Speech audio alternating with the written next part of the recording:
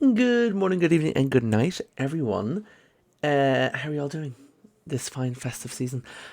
So this video, I'm going to be going over the types of functions we have and how we graph them.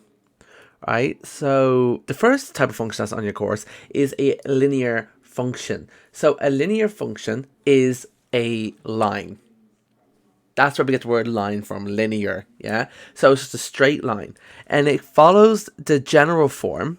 The function follows the general form of ax plus b. So we only have an x here to like a pair of ones. We only have an x term.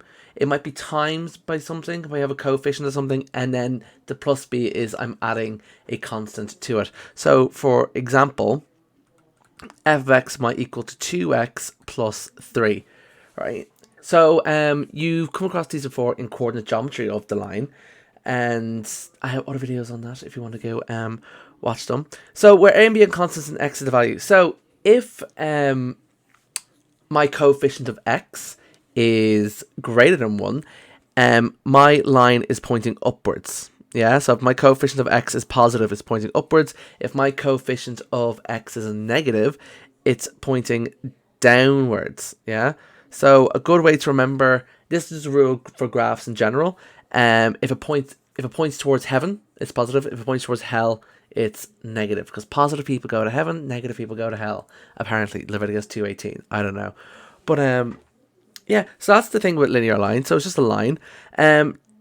2 points we need to remember on the line is the y-intercept, and then we have the x-intercepts. So if we see here on the graph, the y-intercept is just where the line crosses the y-axis.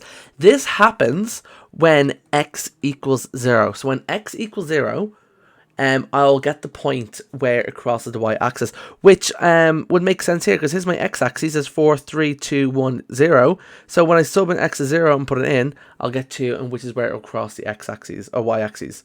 And then the x-intercept happens here at y equals 0. So if I want to find where it crosses the x-axis, I'll let my function equal y equals 0. Okay, so that's enough blabbering on about linear lines. So this is how to graph them. So the first method we have for graphing a linear line would be the intercept method. Now I do have a whole video on this earlier on for coordinate geometry. I'll have that linked in this playlist. But just to briefly go over it, to plot a linear line, all we need is 2 points. That's it, any 2 points. And sometimes if you're like, so you're so spoiled for choice, you don't know what to pick, you might just end up picking the x-intercept and the y-intercept, and that's it. So again, to piggyback off what I just said, I need to find my x and y-intercept, plot them, connect the line, and that's how I do it. So I find my point 0, y, so by setting x to 0, so my y-intercept. So I set x equals 0, and I find what y gives me. And then I find my x-intercept. When y is equal to 0, I let my function equal 0. And I find the corresponding x value. So let's have a look here. So graph the line with the function y is equal to 2x plus 2. So when x equals 0, so y is equal to 2 times 0 plus 2. Y is equal to 2 times 0, 0 plus 2. Y is equal to 2, so therefore my y-intercept happens at 0, 2, because x is 0 and y is 2. So that's my couple there. And then when y is 0, so when y is 0 here, so I have 0 is equal to 2x plus 2, minus 2 is equal to 2x, dot, dot, dot, x is going to equal minus 1. So therefore another point is minus 1, 0. And they will be my 2 points. So I need to plot these out. So minus 1, minus 2, 1, 2, 1, 2. Right, so 0, 2, 1 point there, and then minus 1, 0, another point here. Then I just connect them up like that. And there you go. And that is my sketch of that line.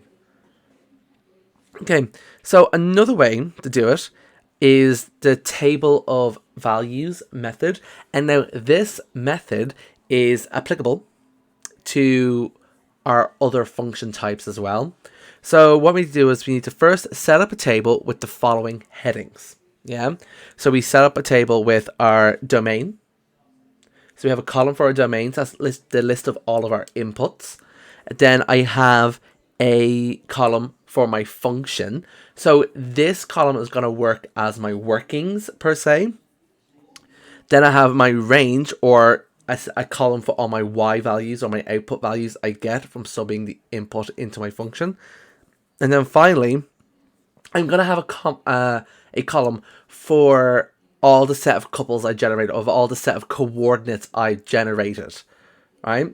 So what I do then finally is I plot the points, so the points I get here onto a coordinated plane, and then I draw in a line joining all the points together, right? Extending the line in both directions as well. So that's what I just do. So if we look here, I've set up a table here. So graph the function f of x equals 2x minus 3 in the domain minus 3 is less than or equal to x, which is less than or equal to 2. So first I need to find out what my domain or my inputs are. So if we look here, I have all my x values here. I know x is going to go from minus 3 all up to 2, including, right? So minus 3, minus 2, minus 1, 0, 1, 2. They are the set of all my inputs. And then I'm going to sub them into my function. So when I sub them into my function here, I'm literally just using substitution, algebraic substitution. So wherever I have x, I'm putting in minus 3. Wherever I have x, I'm putting in minus 2. So this row is going to act as my workings per se. So if I sub it in here, 2 times minus 3 minus 3, well, 2 times minus 3 is minus 6. Minus 6 minus 3 is minus 9, right? 2 times minus 2 is minus 4. Minus 4 minus 3 is minus 7. 2 times minus 1 is minus 2. Minus 2 minus 3 is minus 5. So use a calculator to check all of these, right? If you feel like your mental arithmetic isn't the best. So this is going to in turn be minus 3. This in turn is going to be minus 2. And this in turn is going to be 1. So 2 times 1, oh sorry, that's going to be minus 1, I should say there. Apologies, right, minus 1. So now let's look at the point I generated. So I have minus 3, 9, minus 3, minus 9. So when x is minus 3, y is going to equal minus 9. When x is minus 2, y is going to be minus 7. Minus 1, minus 5. 0, minus 3. 1, minus 1. And 2, 1. And now I just start plotting these points on my coordinate plane. So I'll go to minus 3, 9, minus 3, 9. There it is, my point there. So I go to minus 3 on my x-axis, and I go down to minus 9 on my y-axis. There's my first point. Minus 2, minus 7, go to minus 2 on my x-axis, minus 7 on my y. And I do that all the way up. So minus 1, minus 5. 0, minus 3, that's my y-intercept. Alright. And then I have 1, minus 1. And then finally I have 2, 1. And there are all of my coordinates there. And hopefully I'll get a nice line drawn. Kind of accurately, if it will allow me.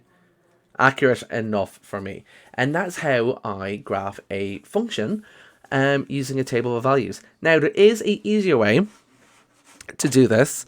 Now, if you think your mental arithmetic isn't the best, or your algebraic isn't the best, or you just want to be double checking your answers, this goes for plotting any function. I can use my calculator, right? So I'm just going to open up a calculator here. There it is. And this is how you can create a table of values on your calculator. Now, this works with Casio calculator. Go off and figure out your own calculator. But for me, I'm using a Casio calculator. Right. So first, what we're going to do is we're going to click menu. We're going to click the menu button that is around here. So the top left corner, click menu. Then you see here, we have a little table icon in the third spot. So 1, 2, 3. I'm going to go over to 3 for table. So I can go over and click equals, or just click 3 here. So now it says f of x, and now it's asking me now to input my function. So my function here is 2x minus 3. So I'm going to put in 2, and then I'm going to be like, hold on, how do I put an x? How do I put x in my calculator?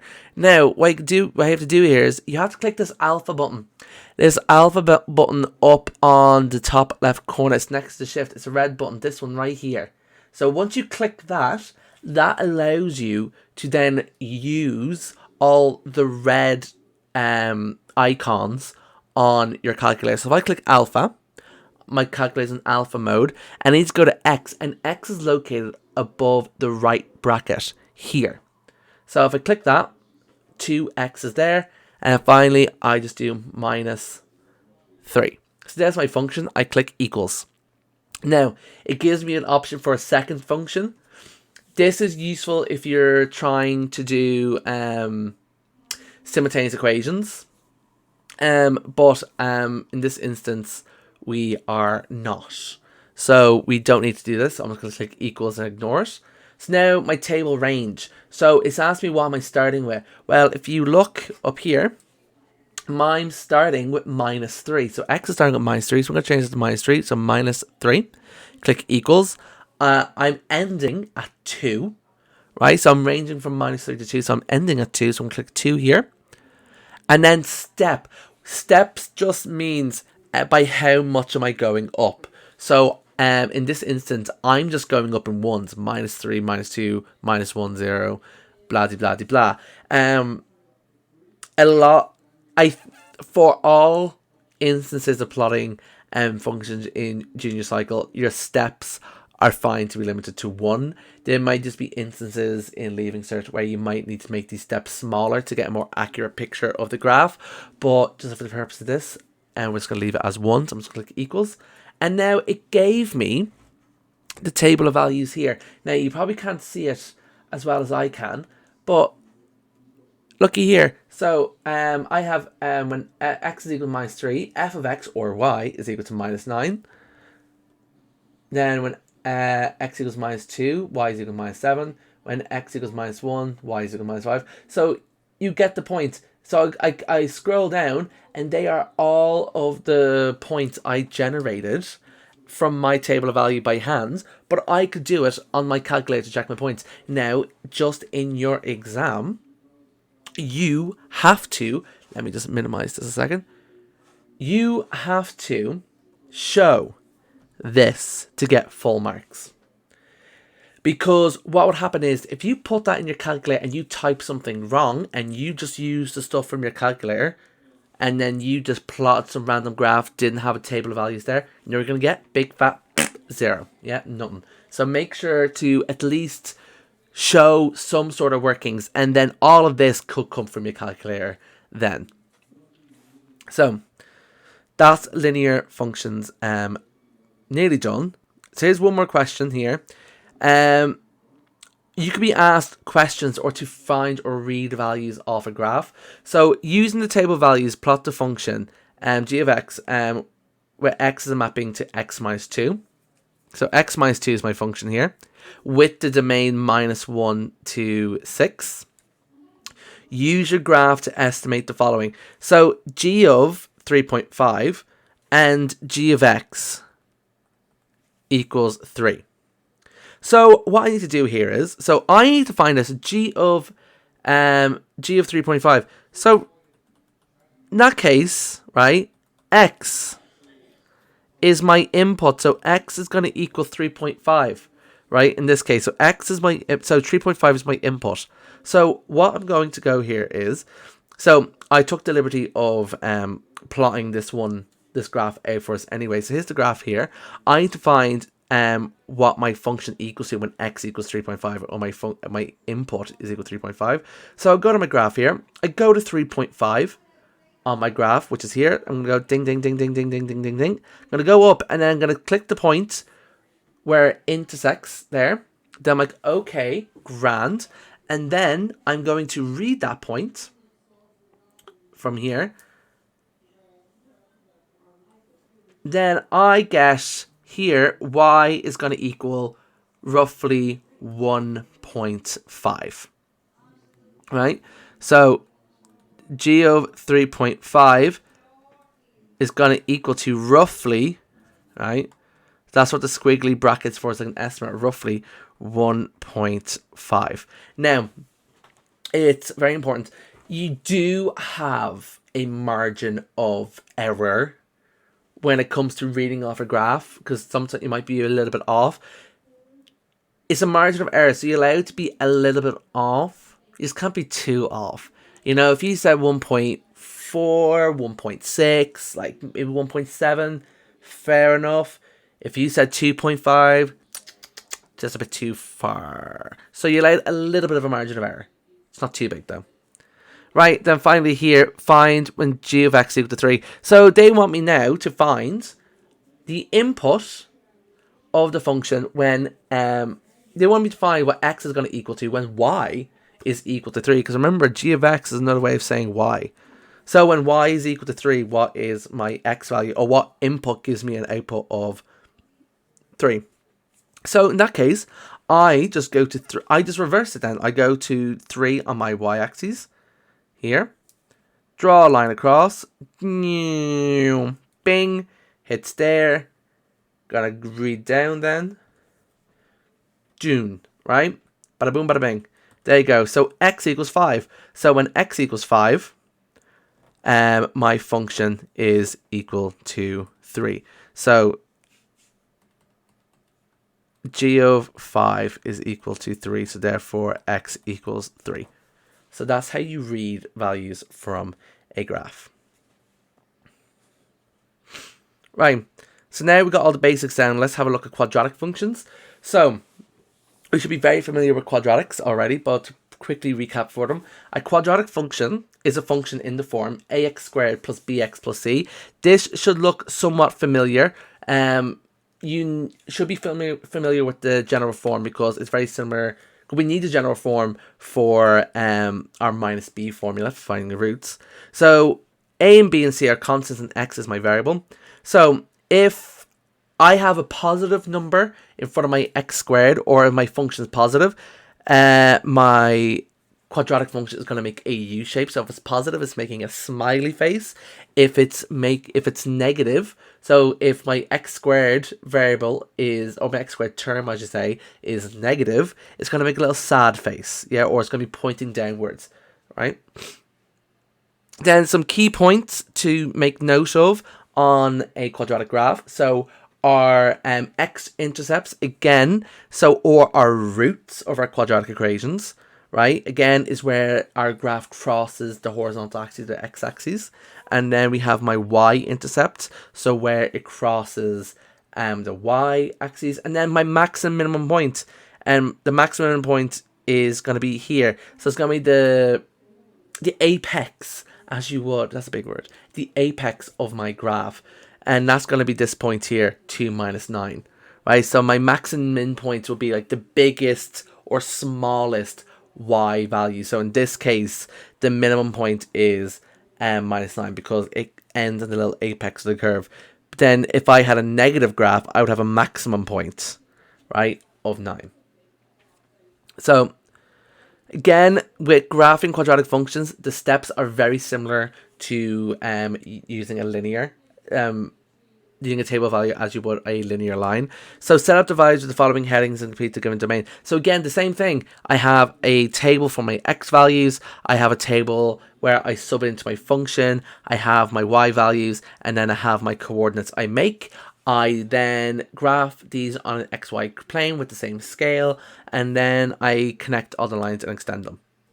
So graph the function f of x equals minus x squared plus 6x in the domain 0 to 6. So again, I see here, I have a negative in front of my x squared, so I know my graph is going to make a sad shape or a frowny face or an N, right? So now let's find some of these points. So I have my inputs here. So I'm ranging from 0 to 6. So my inputs are 0, 1, 2, 3, 4, 5, 6. I sub it into my function. So wherever I have x, I'm putting in 0. So minus 0 squared plus 6 times 0 is just going to be 0.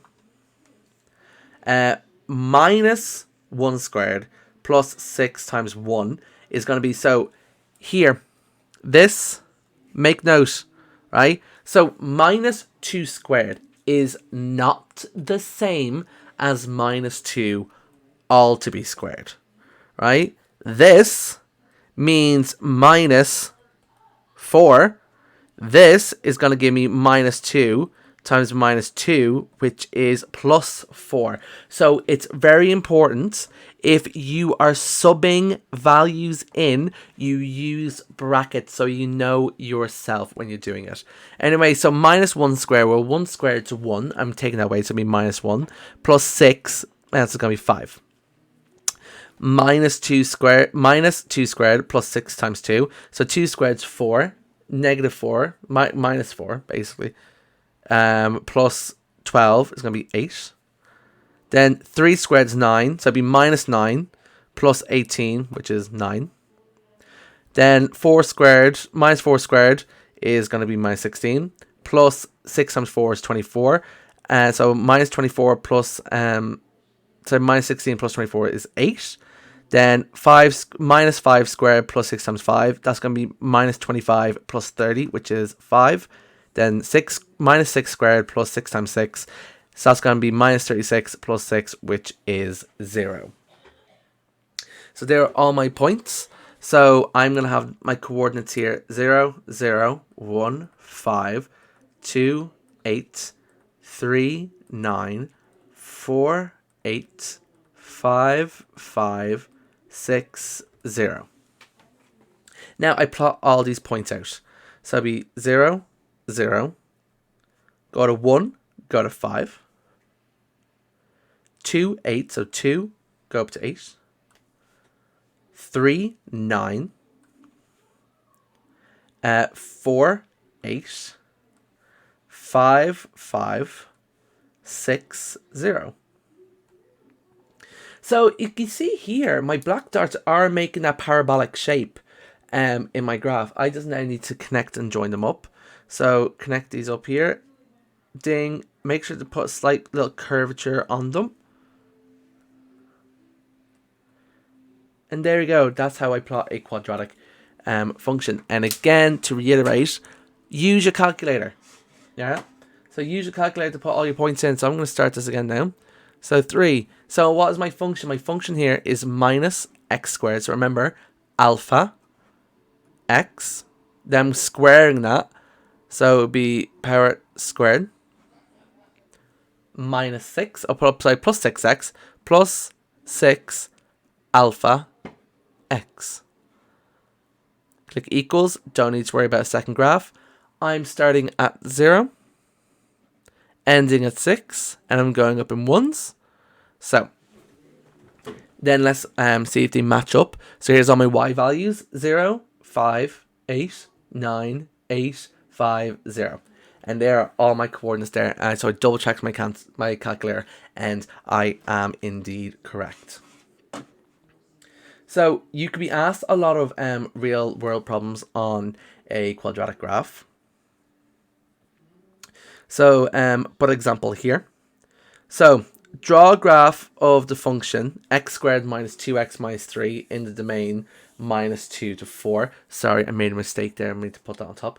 So from your graph, estimate the values of x for which h of x is equal to 3, the value of h of 2, the coordinates of the minimum point of the function, the values of the roots of the function, the values of x such that h of x is less than 0, and the values of x such that h of x is greater than 0. That's a lot of questions. Let's break these down. So I feel like such a Food Network chef. I'm like, this is a graph I prepared earlier on in the day. So here's the graph I plotted it out here to save ourselves the trouble. And there's my table of functions there. So the first question is asking me here, the values of x for which h of x is equal to 3. So what I'm going to do here is I go to h is equal to 3. So h of x is equal to 3, or y. H of x is just another word of y. So go where y is equal to 3. So you want me to find out the 2 points which my function equals 3. So I draw a line across. It intersects my graph here. Go down. and it intersects here. So my function here, it's going to be roughly when x equals minus 1.6, and then in here when x equals 3.6. So my function is going to equal, when h of x equals to 3, my two values is going to be when x equals minus 1.6 and when x equals 3.6. Find the value of h of 2. So what I do here, h of 2 is I just go to where x is 2 and I draw a line down. See where it intersects the graph, intersects here, that point there. Then read across, and it reads minus 3. So, h of 2 equals minus 3. So when my input is 2, my function is equal to minus 3.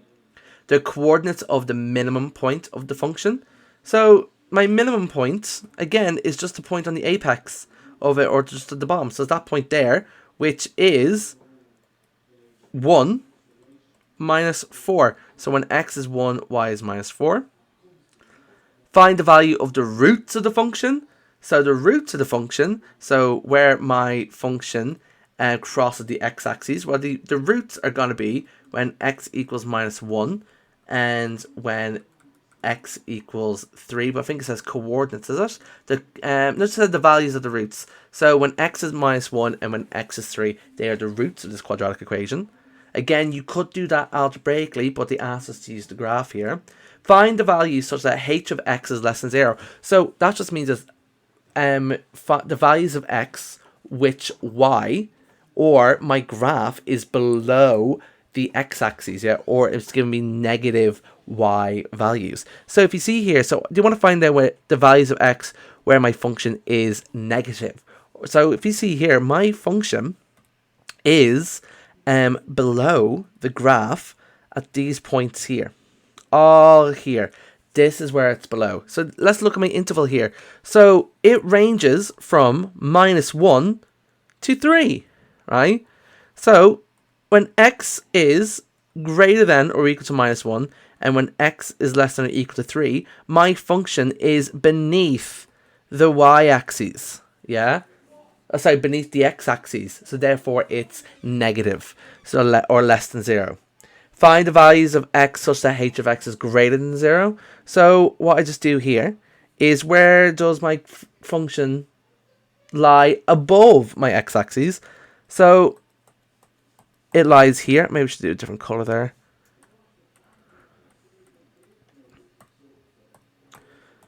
So here, it's positive. Here is negative. And also, it's positive here. Right, so it seems to be positive, right, when x is less than minus 1. So when x is less than or equal to minus 1. And it seems to be positive when x is greater than. Or sorry, I should say greater than. So be less than minus 1. And when x is greater than 3. When x is greater than 3. So that's how I solve for the values of roots of a function, and I found where the function is negative, or i.e. below the x-axis, or when the function is positive, or lies above the x-axis. Then finally, the last graph we're going to be looking at today is, oh my god, 30 minutes, sorry girls, right, exponential functions, right? So an exponential function is a function in the form f of x is equal to a to the power of x. So the thing with exponential functions is, my input is in the index of some constant value, yeah, a to the x. So the input value is a power. So ones that you'd be primarily looking at in the junior cert anyway would be 2 to the power of x and 3 to the power of x. They'd be the functions you'd be primarily looking at here. So the thing with exponential functions is they can never equal 0. So this function here, the red function here is a function of 2 to the x. it never ever actually touches, right? It never touches the x-axis. So if I had an exponential function and I zoomed it in, like to microscopic level, it will never actually reach the x-axis, right? Because this function can never equal 0. So how do we plot an exponential function? So again, we set up my table of values like we did. So it's the exact same process as the last ones here. So we have a look here and plot the function f such that x maps to 2 to the power of x with the domain minus 3 to 3. So again, my domain minus 3 to 3. So it starts at minus 3, ends at 3. Now I sub them into my function 2 to the x. So I have 2 to the power of minus 3. Now this is this involves laws of indices. If you have not completed laws of indices yet, you can just use your calculator and read the value of that. But I know from my laws of indices anyway, my y value is going to be minus 1/8. So therefore, my coordinate here is going to be minus 3, 1/8. So when x is minus 3, y is equal to 1/8. When x equals 2, my y value is going to be 1/4. So therefore, my coordinate here is going to be 2 and minus 2 and 1/4.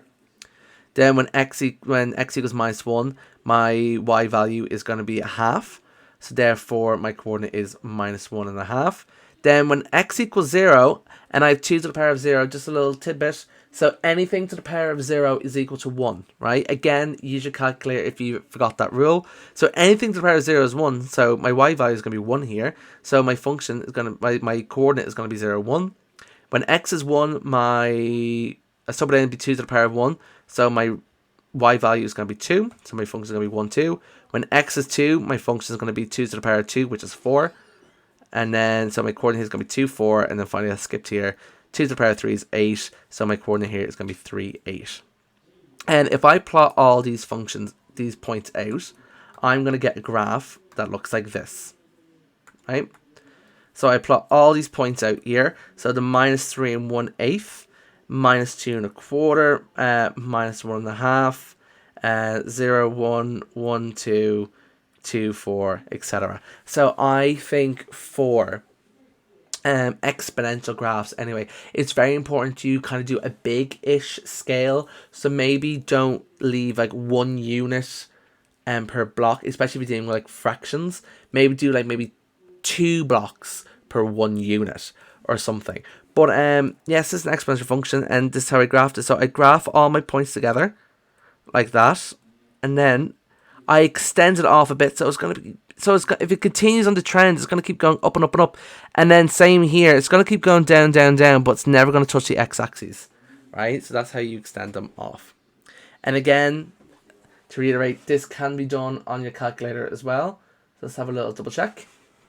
So I'm going to refresh that now. 3. So my function is going to be 2 to the x. So 2 to the power of. So if I want to put something to a power, I click this button right here.